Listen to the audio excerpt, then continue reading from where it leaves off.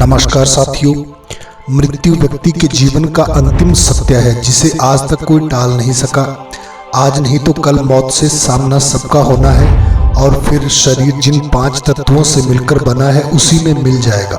मृत्यु के बाद का सफर अच्छा होगा या बुरा, इसका निर्धारण काफी हद तक व्यक्ति के जीवन काल में ही हो जाता है। रामचरितमानस और गीता जैसे धार्मिक ग्रंथों में मृत्यु से जुड़ी कुछ ऐसी बातें बताई गई हैं जिनका अनुसरण करके यदि मनुष्य अपने आखिरी वक्त में करे तो उसके लिए शरीर का त्याग करना अधिक कष्टदायी नहीं रहता है और मृत्यु के बाद का सफर भी आसान हो जाता है।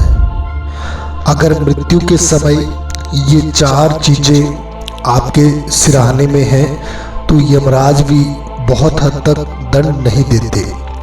गरुड़ पुराण की बात करें तो गरुड़ पुराण के अनुसार अगर आपके पास मरते समय 4 खास सामग्री है तो यमराज भी आपको प्रणाम करते हैं और दंड नहीं देते हैं। यूँ तो हम में से कोई नहीं जानता है कि मरने के बाद क्या होता है, लेकिन शास्त्रों के अनुसार इस जीवन में आपने जो अच्छे बुरे कर्म किए हैं उनका फल भोगना पड़ता है।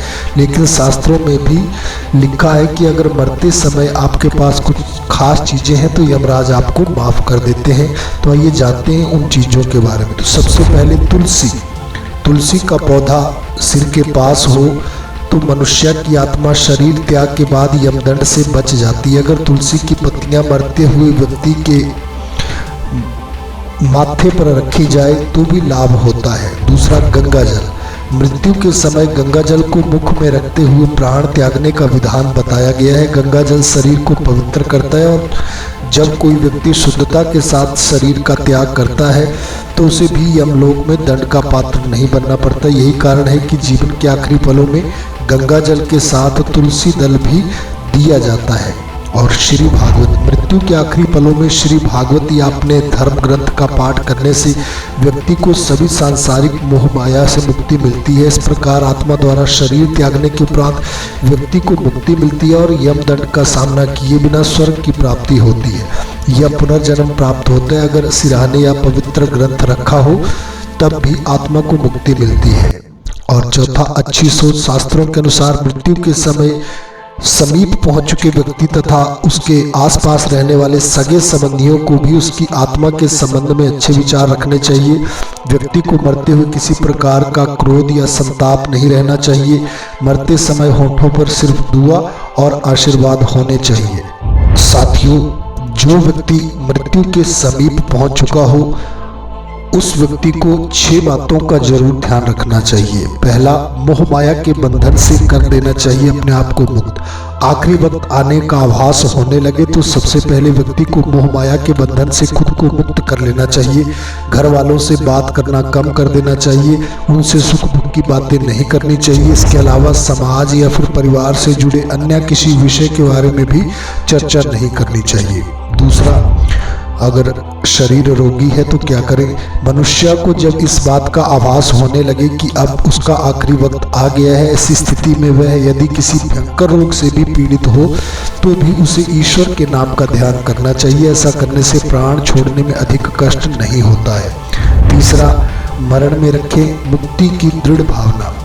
मृत्यु के वक्त रोगी को घर वालों से प्रेम छोड़कर अपनी मुक्ति के बारे में विचार करना चाहिए और ईश्वर से मोक्ष प्राप्ति के लिए प्रार्थना करनी चाहिए।